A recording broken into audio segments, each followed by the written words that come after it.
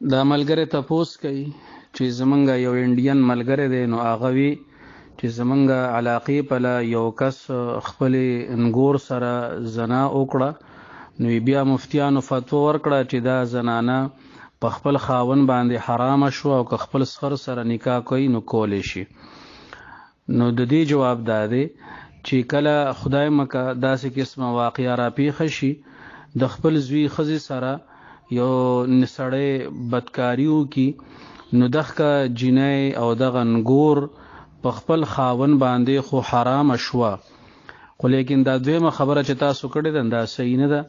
پس خر باندې هغه د مخکې نه حرامه ده، نو دغه جنۍ او دغه ښځه چې کومې سره سخر بدکاری کړې ده نو په خپل خاون باندې حرامه شوه د دې سخر د بدکارۍ د وجې نه، او په سخر باندې دا د مخکې نه حرامه وه چې کله د سخر زوی د زنانه سره نکاح وکړه نو دا د انګور شوه او انګور سره نکاح همیشه د پاره حرامه ده. نو اوس دغه زنانه نه خپل خاون سره وخت تیرولی شي، په هغه باندې حرامه شوې ده د سخر د بدکارۍ د وجې نه، او سخر سره د دې نکاح نه کیږي ځکه چې دا د زوی په نکاح کې پاتې شوې ده. دا ملګری تپوس کوي چې یو کس ځان سره دا عهد او لوزو کی که زمانه تهجد قضا شو انو زبا یو روزه نیسم، نو دا طریقې کار صحیح دی او کنه، او دغه غرض دا دی چې زه تهجد پابند جوړ شم. نو جواب دا دی چې داسې الفاظ په خلی نه دی ویل پکار، ځکه که په خلی باندې دا الفاظ اووي نو بیا به دا منښت تاړیږي، نو بیا زندګۍ کې قسم حالات راځي، بیماری راځي او بوډاوالی راځي، نو بیا به د باندې یو روزه لازمیږي د تهجد نه کولو په وجه باندې، او اسې که پړه کې اراده کړې وي نو ښه خبره ده، خو لیکن بیا به په د باندې روزه نیسل لازم نه وي. البته که چېرې دی خپل نفس له د زور ورکوي او په خپله خوښه باندې روزه نیسي نو په هغې کې څه حرج نشته، او دا یو ښه تدبیر دی د یو انسان په نیک عمل باندې خپل ځان د راوستو دپاره، په دې کې څه حرج نشته جي. دا ملګری تپوس کوي چې یو کس 4 کناله ځمکه په اجاره باندې واغسته او د هغې د کال 15,000 روپۍ د مالک له ورکړې، اوس په دغه پټي کې د څه کوي یا څه نه کوي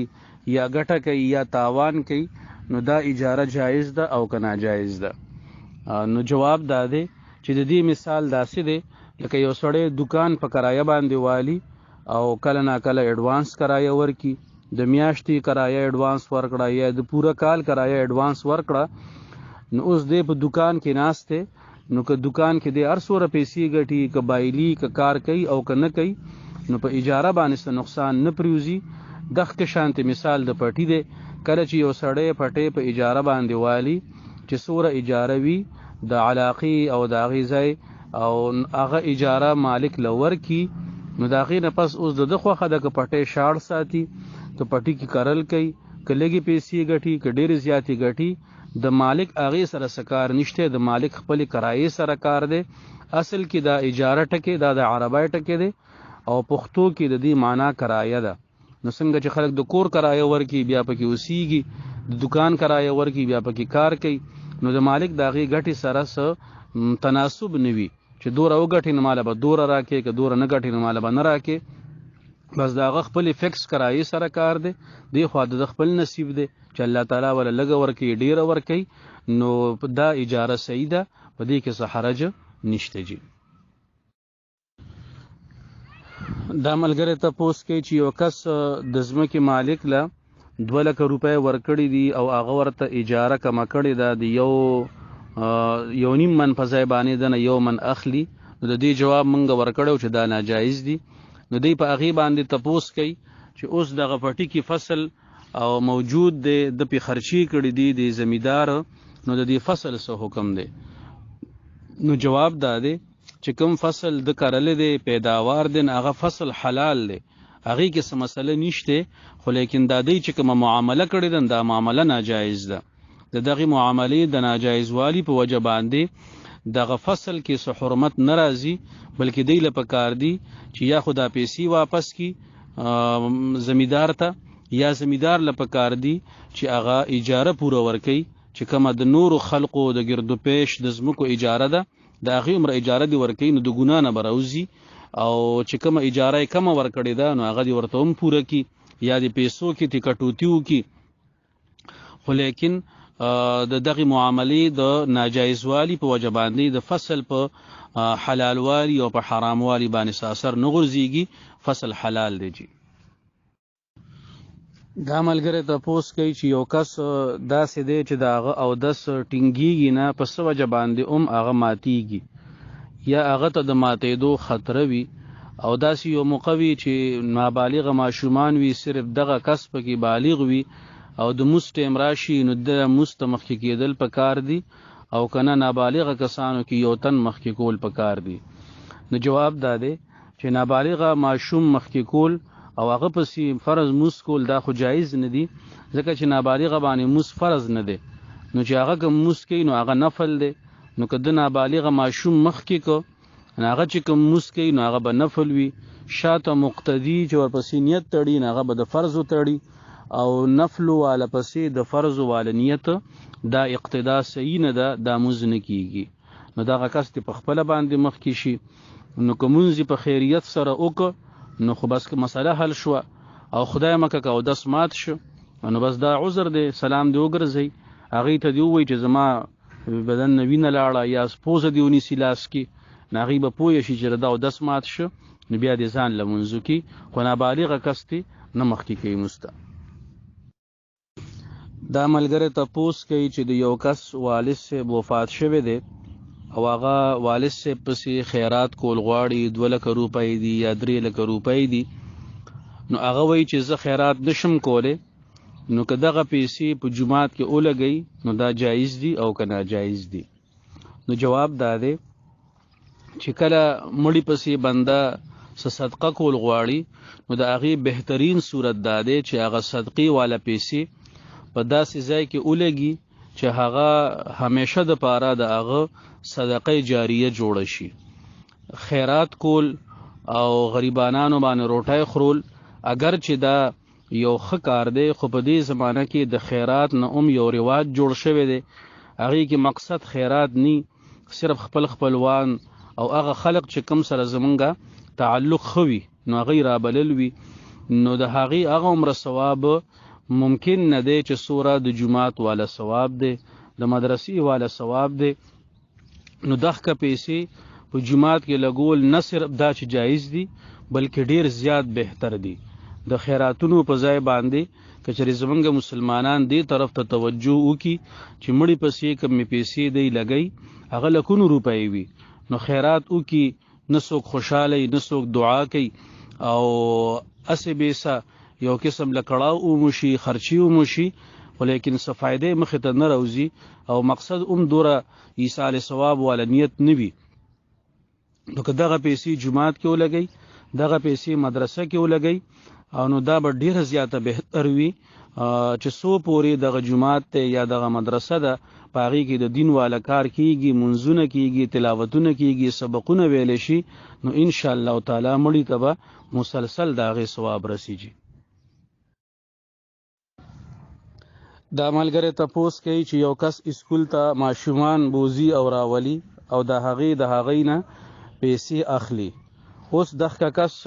دغه ماشومان بل یو کس ته حواله کوي گاډي ورله نه ورکوي هغه بل کس سره به خپل گاډي وي خو دی هغه ته وایي چې دا ماشومان ته بوزه او راوله او ماله په اول کې صرف 30,000 روپۍ راکه نو دا ماشومان ته واخله نو دا پیسې اغستل جایز دي او که ناجایز دي نو جواب دا دی که چېرې دغه کس د لومبنی کس د دویم کس سره د مخکې نه دا معاهده کړې وي چې زه به تاله ماشومان ګورم او هغې به زه ځان سره اټیچ کوم او بیا به تاله در کوم ته ماله د هغې 10,000 روپۍ راکې نو دا خو د کمیشن یو صورت شو نو دا جایز دی خو لیکن که چېرې مخکې نه داسې خبره نه شوي ماشومان د ځان له کتلي وي او دی په خپله باندې بوزي او راولي اوس د څه وجې نه بل چاته حواله کوي نو په دې بنیاد باندې د هغې نه پیسې اخیستل جایز نه دي جي دا ملګری تپوس کوي چې یو جامع مسجد دی د روډ په غاړه باندې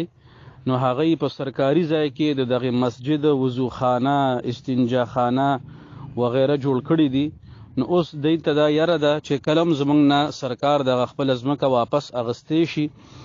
نو دې اراده ده چې دغه وضو خانه وغیره هغه د جمعات په هغه عیسه کې جوړ کی چې کم کې د مخ کې نموز شوی دی نو دی وی چې په دغه عیسه کې دغه استنجا خانه وغیره جوړول جایز دي او که ناجایز دي نو جواب داده چې کومه حصہ د جمعات هغه د موز د پاره یو پیرا مختص کړي شو نو دې ته ویل شي شرعي مسجد دغه حصہ د جمعات دا شرعي مسجد دی او د دې حکم داده چې دغه بس صرف او صرف د موز د پاره استعماليږي د مسجد نور ضرورت هغه وضو خانه شو استنجا خانه شو یا ټایلټ شوي یا د امام کمره شو وغیره دې ته ضرورت مسجد ویل شي نو بیا دغه د پاره دغه مصلا یعنی هغه چې کوم ځای کې مشوي دي دغه استعمالول جایز نه دي نو دا تاسو چې کوم صورت وایي نو دی له پکارو چې د جمعات په ایریا کې د مخ کې نه دی تعین کړی وي چې دا ځای د جمعات د موز دی او دا ځای د جمعات د ضرورتو د پاره دی نو هغه ټیم خو جایزو خو چون چې هغه کې موز شوی دی نو په دغه د موز والا په ځای کې دغه ضرورت مسجد ولا کارونه کول استنجا خانه جوړول وضو خانه جوړول جایز نه دي هغه د پاره د سبل سوچو کی او چې کوم ځای کې موز شوه دی نه هغه ځای به صرف موز د پاره مختص وي د عملګری تپوس کوي چې یو کس موز کو نو فک رقبتن په ځای باندې هغه فک رقبه وي نو دا تپوس کوي چې دې سره موز شوه دی او کنه ده شوه او د رقبه سمانا ده او د رقبه سمانا ده نو جواب داده چې رقبه غلام ته ویل شي او رقبه بیا به دا فعل ته واړیږي بیا به دا د ماضی نه د باب تفعیل صيغوي معنی د انتظار کول او یا نگرانی کول نو معنا کې چونکی ډیر تبدیلی رااله نو د دې وجنه بهتره ده چې دغه موز دوباره وکړی شي په دکان باندې د پټکی اغستو او ورکولو زمونږ معاشره کې صورتونه ګڼ دي یو صورت داده چې کرایدار مالک دکان لا پیشگی پیسې ورکی د دې پیشگی پیسو ورکولو غرض داوی چې چېرې سبا د دکان خالی کړي نو که په دکان باندې د سبیلونه شارټ کړي وي یا په دکان کې د نقصان کړي وي او د مرمت ضرورت وي نو بیا اکثر کرایدار لاړ شي او مالک دکان پریشانو کې مبتلا وي نو مالک دکان په دې غرض باندې د دنه پیشگی پیسې واخلي چې کسبه له دې دکان پریدي او هغه کې څه نقصان وي یا بلونه دني داخل کړي نو زبر د پیشگی پیسو نه خپل نقصان پورا کم باقی پیسې با کرایدار ته حواله کم نو داسې قسمه پیسې اغستل دا جایز دي نمبر 2 دویم صورت داده چې کرایدار مالک دکان له پیسې ورکي پیشگی او دا یو قسم لا ایڈوانس کرایه کې حسابيږي مثال په تور یو کرایدار دی دکاندار دی هغه مالک لا 10 लाख रुपए ورکړي ایڈوانس او د دکان کرایه 20000 روپے ده نو دی ورته وای چې دا 10 लाख रुपए ایڈوانس والا زما تعالی د میاشتې کرایه 10000 روپے در کوم او 10000 به زما دغه پیسو کې کټ کیږي نو دا پیشگی اجرت شو پیشگی کرایه شو نو دا جایز ده او دریم نمبر صورت داده چې کومنګ د فتاوا فریدیه په حواله باندې مخه ته اولیګو او هغه دا چې دکاندار پیشگی ورکی او ډیر غټ رقم ورکی او بیا دکاندار هغه سره سکار نوي د دکاندار د مالک دکان هغه سره سکار نوي د مالک صرف کرایه سره کار دی بیا دا دکاندار کرایدار لګي او چې کله خپل دکان پریدي د نورو خلقو له ورکی بل کس له ورکی نو دا هغه نه دوره پیسې والی یا ردینه سیوا پیسې والی او هغه دکان هغه ته پریدي نو دا قسمه صورت جایز نه ده د مفتی فرید صاحب رحمت الله علیه د حواله د فتاوی په حواله سره دا ملګری تپوس کوي چې د نکونو دا ترتیب سره کټکول دا په کوم حدیث کې دي؟ نو جواب دا دی چې داسې قسمه خبره حدیث کې نشته، البته فقهاو د دې لپاره یو بهترین صورت نقل کړی دی او هغه دا چې شروع د سم لاس نه وشي او اختتام په سم لاس باندې وشي. نو د سم لاس د مسواک ګوتې نه نګونه کټکول شروع کی په ترتیب باندې زی او آخره کې د سم لاس د غټه ګوتې نو کټ کی. دا خبره د حدیثونو نه ده ثابت، فقهاو ذکر کړی ده که چا په عمل وکړو نو مستحب ده، او که چا په دین خلاف طریقه باندې نکونه کټ کړل نو څه حرج نشته. جی دا ملګری تپوس کوي چې یو سړی اوري نه او هغه جمعات کې ناسته بهر تلاوت کوي یا ذکر کوي د نجم او درېدا اقامت شروع شو، نو دته څوک دا ویل شي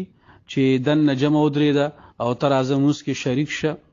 نو جواب دا دی چې بالکل په دې وینا کې څه حرج نشته، هغه معذور دی، هغه اوري نه او هغه په خپل ذکر تلاوت کې مشغول دی، نو هغه خو راغلی مزله دی او دا ذکر او تلاوت خو هغه خالی ټیم ډکولو د پاره کوي، نو د خامخا ویل پکار دی چې د تکبیر الله هم فوت نشي او د موزه د جمع فضیلت ته لاړ نشي، نو په ویلو کې څه حرج نشته بلکې ویل پکار دی. جی دا ملګری تپوس کوي چې کله یو کس امام پسې موز ته ولاړ وي نو دی به سبحانک اللهم دا ولا اله غیرک پوری وي، اعوذ بالله بسم الله ویل په د باندې شته یا نشته او کوي وینو څه مسله ده؟ نو جواب دا دی چې مقتدی باندې صرف ولا اله غیرک پوری سبق ویل دی، باقی قراءت امام کوي، نو دا اعوذ بالله و بسم الله دا د سوره فاتحه ته ویل شي. سوره فاتحه ویل په مقتدی باندې شته نه، نو د دې وجنه دی به اعوذ بالله و بسم الله نه وي او کوي وی نو مسکه څه مسله ناراضي خو ویل ولا پکار نه دیږي. دا ملګری تپوس کوي چې یو کس په پټی باندې پیسې ورکړي دي 2 لک روپۍ او د ون اجاره هغه 1.5 من یا 2 من ده، خو د دغه پیسو ورکولو د وجنه د من اجاره ورکړي د کانال، نو د دې څه حکم دی؟ نو جواب دا دی چې دا سې قسمه عقد او معامله دا جایز نه ده، ځکه چې دا په سود کې داخليږي او دا غي وجه دا ده چې کله د قرض ورکړي 2 لک روپۍ مالک زمین لا، نو دغه پیسې د مالک تر د قرض شوي، اوس په دغه قرض باندې دته دا فائدہ ملاويږي په اجاره کې کمه د تراغه، نو دا په قرض باندې مشروط نفع حاصلول دي او حدیث پاک کې د تسود ویل شوی دي. نو کچری دې پیسې ورکې 2 لک روپۍ، نو دا به هغه وخت کې جایز وي چې کله دته په اجاره کې څه قسمه کمې ناراضي. نمبر 2 کچری دته اجاره کې کمې راځي او اخوا قرض کمیږي نو بیا صحیح ده، خو لیکن تاسو سره اخر کې لیکلي دي چې پیسې په پیسو باندې پرتی دي، پیسو کې کمې ناراضي، نو دا قسمه معامله جایز نه ده. جی دا ملګری تپوس کوي چې کله یو ختم د قران پاک کیږي او نور ملګرو ختم ورسو، یو کس ته 2 سپاره پاتې دي یا په ختم کې 2 سپاره کمی دي، نو کدی اخره کې ختم کوي او دا 2 سپاره پاتې وینو دا ختم پکار دی او کنه دی پکار؟ نو جواب دا دی چې بهتره دادا چې دغه 2 سپاره ویل شي، دا غي نفس د قران پاک ختم شي، ځکه چې د قران پاک ختم هغه وخت کیږي چې کله قران پاک ختم شي، نو تر څو پورې چې قران پاک سپاره پاتې دي نو ختم نه دی کول پکار، دغه 2 سپاره دی ملګری تقسیم کی، انو لګ لګ به ورسي او ضرب ویل شي، انو بیا د غي نفس ختم کیږي. دا ملګری تپوس کوي چې کوم سنت دي یا نوافل دي، نو په هغه کې د انسان نه غلطي وشي، داسې غلطي چې هغه سره سجده سهو واجبېږي، نو په دې سنتو کې سجده سهو شته او کنيشته. دی وی چې موږ د یو کس نه تاسو کو نه غوي چې نشته بل وی چې شته وغیرہ، نو جواب دا دی چې کوم سنت والا موز مثال په تور د سحر نه مخکې 2 رکعات دي او د ماسپخین د فرض نه مخکې 4 ورپسې 2 وغیرہ دغه، نو په داسې قسم موس کې سنتو کې څنګه چې فرضو کې د انسان نه د غلطي وشي او په هغې سره سجد سهو واجبېږي، نو دغه شانتې که په سنت مونځ کې د بنده نه غلطي وشي نو په هغې سره سجد سهو واجبېږي، نو د باندې به هم سجد سهو راځي. دا ضروري نه ده چې سجد سهو د صرف فرض او واجب مونځ کې وي او په سنتو کې بني. چونکې تاسو 2 ځایه تپوس کړی دی او تاسو اطمینان غواړئ، نو د فقه چې کوم مشهور او ټولو نه معتمد کتاب دی، علامه شامی رحمت الله علیه فتاوی شامی کې لیکي والسهو فی صلاة العید والجمعة والمکتوبة والتطوع سواء. نو د دې مطلب هم دا دی که فرضو کې غلطي وشوه، جمعې مونځ کې، د اختر مونځ کې، نفلو کې، فرضو کې، هر قسمه مونځ کې چې غلطي وشي، داسې غلطي چې هغې سره سجد سهو واجبېږي، نو دی به سجد سهو کوي. دا ملګری تپوس کوي چې کله بنده د سجدې نه راوچتېږي نو بعضې خلق دا دواړه خپې هغه ټیم راوچتې کي، نو د سجدې په حالت کې د دوره وخت دپاره دواړه خپې اوچتولو سره د مونځ څه حکم دی؟ نو جواب دا دی چې کله د سجدې په حالت کې یو سبحان ربی الاعلی په مقدار باندې خپې په ځمکه لګېدلې وي دوره مقدار کې، او د هغې نه پس که اوچتې شي نو مونځ کېږي، سجده شوې ده، سجده سهو وغیره پرې نه راځي. خو لیکن داسې کول نه دي پکار، په تمامه سجده کې خپې لګول دا په سجده کې پکار دي او خپې اوچتول نه دي پکار. که چېرې د پاسېدو په ټیم کې د 1-2 یا 1 سکنډ دپاره خپې اوچتې شي نو په دې سره مونځ کې څه مسله نه راځي. که چېرې دغه سجده کې د سبحان ربی الاعلی په مقدار باندې دواړه خپې په سجده کې لګېدلې وي دوره مقدار کې، نو سجده شوې ده. دا ملګری تپوس کوي چې زمونږ جمعه 2 منزله دی، پاسني منزل کې ماشومانو ته درس کوو، نو د مونځ په ټیم کې که ماشومان موږ کته کوزو نو هغې شور کوي، خلک غوسه کېږي، د هغې منځونو کې فرق راځي. نو که یو جمع یو امام پسې لاندې خلق ولاړ وي او موږ امام پسې اقتدا کوو او دویم منزل کې موږ ماشومان ودرو، نو په دې کې څه حرج شته او که نشته؟ نو جواب دا دی چې عامو حالاتو کې چې کله یو مسجد 2 منزله وي نو پکار دا ده چې ړومبني منزل کې چې کوم ځای کې امام ولاړ وي اول هغه منزل چې ډک شي نو د هغې نه پس بل منزل کې صفونه جوړول پکاري. دا د عامو حالاتو خبره ده، خو لیکن دا چې کوم تاسو حالت وایي نو دا حالت د عذر دی، نو انتظامی مسله ده او د خلقو په مونځ کې د حرج او د اختلاف او د انتشار مسله ده. نو په دې وجه باندې که تاسو ماشومان بره چت کې مونځ ته ودروئ او د امام پسې اقتدا کوئ نو په دې کې څه حرج نشته، مونځ جایز دی. دا ملګری تپوس کوي چې کله یو کس خپل روندار سره خدای مکه زنا وکړي یا یو سړی خپلې خینې سره زنا وکړي نو د دې شرعي حکم څه دی؟ نو جواب دا دی چې زنا کول اسی یو انتهایی غلط او قبیح او کبیره گناهونو کې یو لوی ګناه دی. خو لیکن چې کله دا د کور دنه زنانو سره یا د چمګاون زنانو سره شي نو نبی اکرم صلی الله علیه وسلم د دې قباحت او د دې شناعت نور زیات بیان فرمایلی دی، ځکه چې دا خو د اعتماد والا رشتې دي. دی خو کور کې یو ځای وخت تیری، د روندار مثال د خور په شانتي وي، د خینې مثال د خور په شانتي وي. نو که چېرې خدای مکه یو سړی خپل روندار سره زنا کوي یا یو سړی خپل خینې سره زنا کوي نو د زنا والا ګناه نه دی به هر حال نه دی بچ کېږي، نه د دغې ګناه نه، د دغې ګناه وبال او د هغې عذاب د هغې نه بچ کېدل مشکل دي. خو لیکن په نکاح باندې څه اثر نه غورځېږي. دا مسله لږه پیچیده ده چې د نکاح باندې هغه وخت کې اثر غورځېږي چې کله سخر خپل انګور سره بدکاري وکړي نو هغه په زوی باندې حرامېږي. که چېرې یو رور د خپل رور ښځې سره خدای مکه بدکاري وکړه نو د زنا والا ګناه نه خو انکار نشته، زنا والا ګناه دی، خو لیکن دغه خزه په خپل خاون باندې حرام نه ده. دغه شانتي خدای مکه یو سړی خپل خینی سره زنا وکړه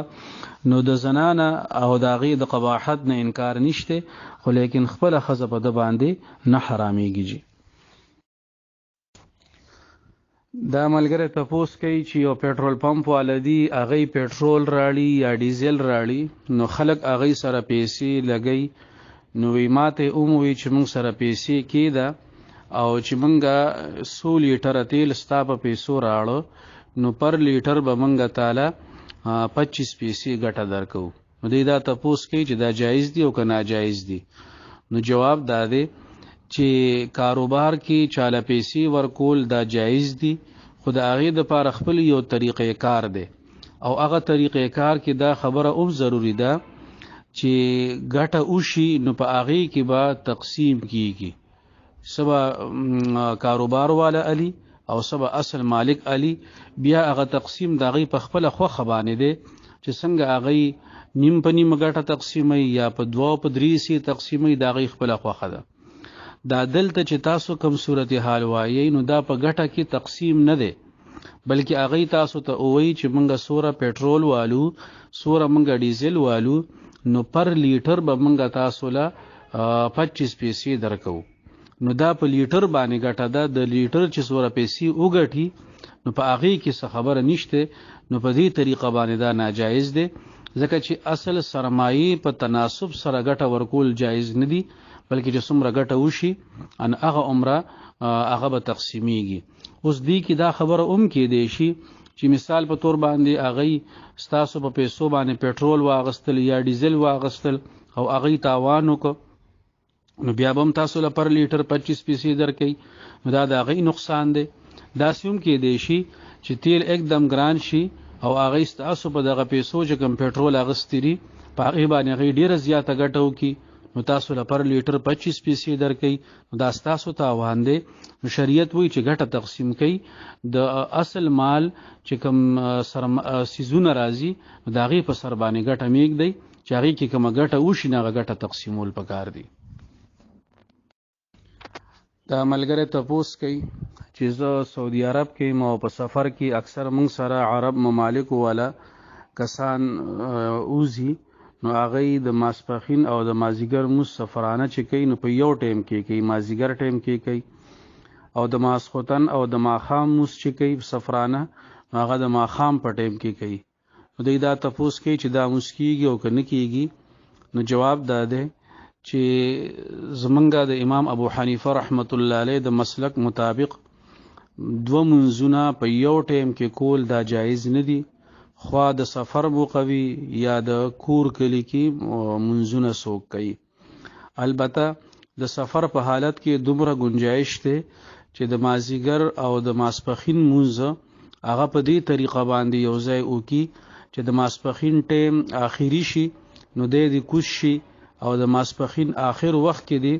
د ماسپښین لمونځو کې او د مازدیګر په لومبني وخت کې دی د مازدیګر لمونځو کې، نو دا په ظاهره کې دواړه منځونه یو ځای رالل، خو لیکن دواړه منځونه په خپل ټایم باندې شوي دي، یو په اواخر وخت کې بل په اول وخت کې. دغه رنګ د ماښام مونځ آخره کې وکړي او د ماخستن مونځ په اول وخت کې وکړي. نو زمونږ په نسبت باندې